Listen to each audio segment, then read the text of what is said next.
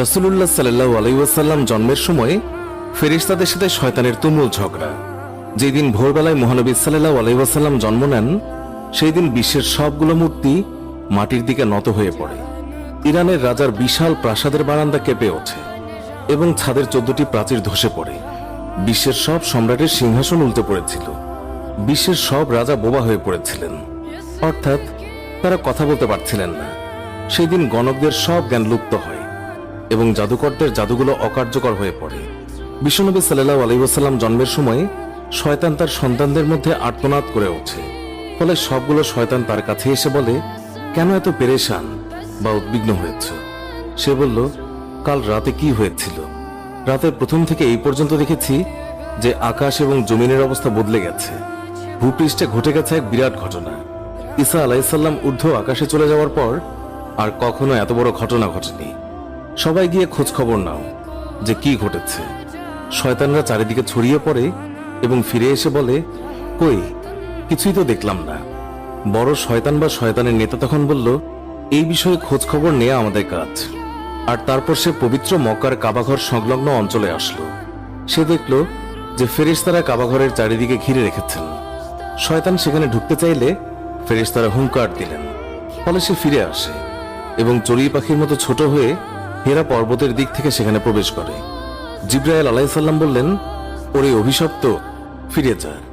সে বলল, হে জিবরাইল, আমার একটা প্রশ্ন আছে, বলতো আজ রাতে কি ঘটেছে?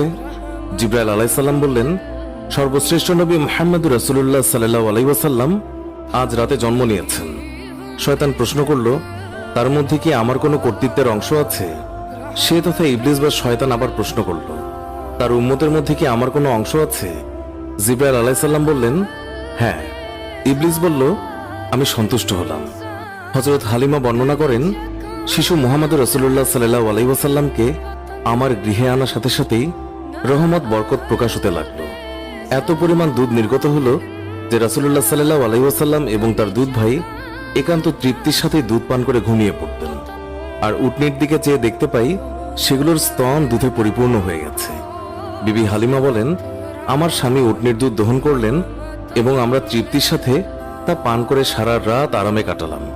দীর্ঘদিন পর এটাই প্রথম রাত্রি যাতে আমরা শান্তিতে ঘুমিয়ে পড়লাম। আমার স্বামী বললেন, হালিমা, তুমি খুবই ভাগ্যবান এক শিশু নিয়ে এসেছ। আমি বললাম, আমারও এটাই ধারণা, এই শিশু অত্যন্ত সৌভাগ্যবান। বিবি হালিমা আরো বললেন, মক্কা থেকে ফেরার পথে শিশু মুহাম্মদকে কোলে নিয়ে যে দুর্বল বাহনটিতে চলতে লাগলাম, মুহাম্মদ রাসূলুল্লাহ সাল্লাল্লাহু আলাইহি ওয়াসাল্লামের বরকতে বাহনটি এত দ্রুত চলল যে সবার বাহনকেই হার মানালো। আমার সাথী মহিলারা আশ্চর্য হয়ে বলতে লাগলো, এটা কি সেই দুর্বল সওয়ারি যার উপর আরোহণ করে তোমরা প্রথম এসেছিলে? তারপর বাড়ি এসে দেখলাম সমস্ত বকরিগুলো দুধে পূর্ণ হয়ে গেছে, অথচ কিছুক্ষণ পূর্বে সেগুলো দুধ শূন্য ছিল। আমার গোত্রের লোকেরা তাদের রাখালদেরকে নির্দেশ দেয় যে তোমরাও তোমাদের পশু ওই জায়গায় চড়াও যেখানে হালিমার বকরি চড়ে। কিন্তু তা তো চারণ ক্ষেত্রের বিশেষত্ব ছিল না, বরং গায়েবী মদদ এবং বরকতের মধ্যে তা নিহিত ছিল। তা ওই সমস্ত লোক কোথায় পাবে? এইভাবে আমরা প্রায় তার বরকতের ঘটনাবলী প্রত্যক্ষ করতাম।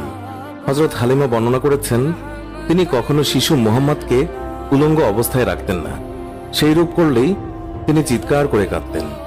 যতক্ষণ পর্যন্ত তার শরীরের উপর চাদর টেনে না দেয়া হতো ততক্ষণ তিনি ক্রন্দন থামাতেন না। হালিমা বলেন, যেদিন থেকে আমি জানতে পারলাম শিশু মুহাম্মদ সাল্লাল্লাহু আলাইহি ওয়াসাল্লাম উলঙ্গ থাকতে পছন্দ করেন না, সেই দিন থেকে আর কখনো তাকে উলঙ্গ রাখেনি। তার দেহ আবৃত করে রাখার জন্য সর্বদাই সজাগ থাকতাম।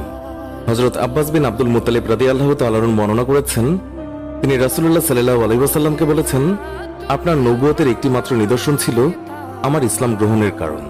তা হলো, তিনি দেখলেন রাসূলুল্লাহ সাল্লাল্লাহু আলাইহি ওয়াসাল্লাম শৈশব অবস্থায় আঙ্গুলি সংকেতে চাঁদকে ইশারা করেছেন। রাসূলুল্লাহ সাল্লাল্লাহু আলাইহি ওয়াসাল্লামকে যেই দিকেই তার আঙ্গুলি ফেরাচ্ছিলেন চাঁদও ঠিক সেই দিকেই আসা যাওয়া করছিল। রাসূল এবং নবী হওয়ার এই একটি উজ্জ্বল প্রমাণ। শিশু মুহাম্মদ হালিমার গৃহে থাকা অবস্থায় কখনো তার উভয় স্তন থেকে দুধ পান করেননি। সবসময় তিনি একটি স্তন থেকে দুধ পান করতেন, অপরটি তার দুধ ভাইয়ের জন্য রেখে দিতেন। ন্যায়বোধের এমন চরম দৃষ্টান্ত পৃথিবীতে খুবই বিরল। সত্যি এটা একজন মহামানবের পক্ষেই সম্ভব। শিশু রাসূলুল্লাহ সাল্লাল্লাহু আলাইহি ওয়াসাল্লামের দ্রুত বর্ধনশীল দৈহিক অবস্থাও একটি লক্ষণীয় বিষয়। 2 মাস বয়সের সময় তিনি অন্যান্য শিশুদের সাথে হামাগুড়ি দিয়ে ফিরতে লাগলেন। 3 মাসের সময় দেয়াল ধরে হাঁটতে লাগলেন। যখন তার বয়স মাত্র 5 মাস, তখন বিনা অবলম্বনে হাঁটতে শিখলেন। 7 মাস বয়সের সময় তিনি ফিরতে লাগলেন এবং মাত্র 8 মাস বয়সের সময় তিনি কথা বলতে সক্ষম হন। তার এই গুণগুলো নিশ্চয়ই তার মুজিজার মধ্যে অন্তর্ভুক্ত এবং তিনি উম্মতে মুহাম্মাদের শাফায়াতের কাণ্ডারী। সারওয়ারে কায়নাত, দোজাহানের সম্রাট রাসূলুল্লাহ সাল্লাল্লাহু আলাইহি ওয়াসাল্লাম অতি শৈশবকাল থেকেই একান্তভাবে পাকসাফ থাকতেন। সাধারণত শিশুরা নিজের প্রস্রাব পায়খানা নিজের অঙ্গে প্রত্যঙ্গে বা জামা কাপড়ে মাখে, এমনকি তা মুখে দিয়ে থাকে। রাসূলুল্লাহ সাল্লাল্লাহু আলাইহি ওয়াসাল্লামের দুধমাতা হালিমা রাদিয়াল্লাহু তাআলা আনহু তিনি বর্ণনা করেন, শিশু মুহাম্মদ কখনোই বিছানায় প্রস্রাব পায়খানা করেননি, নিজের অঙ্গ প্রত্যঙ্গ এবং কাপড় অপবিত্র করেন। তাকে বিছানা থেকে উঠিয়ে 2 পায়ের উপর দাঁড় করানো ব্যতীত কখনো পায়খানা প্রস্রাব করতেন না। সাথে সাথে তাকে পরিষ্কার করে দিতাম। তিনি যে আল্লাহ তাআলার সৃষ্ট মানুষ, তাতে আমার কোনোই সন্দেহ ছিল না। সুতরাং সর্বাবস্থায় পাকসাফ থাকা তার পক্ষে অস্বাভাবিক কিছু নয়। মহানবী সাল্লাল্লাহু আলাইহি ওয়াসাল্লামের দেহ নূরের তৈরি বলে তার শরীরের কোনো ছায়া ছিল না। মানুষের ছায়াগত ময়লা আবর্জনার উপর পতিত হয়, কত পশু পাখি অথবা মানুষের পায়ের তলায় ছায়া পতিত হওয়ার সম্ভাবনা থাকে। কিন্তু মহানবী সাল্লাল্লাহু আলাইহি ওয়াসাল্লামের পবিত্র দেহের ছায়া এইভাবে অপদস্থ হওয়া আল্লাহ তাআলার অভিপ্রেত নয়। এই জন্য আল্লাহ তাআলা তার দেহ ছায়াহীন করে তৈরি করেছেন।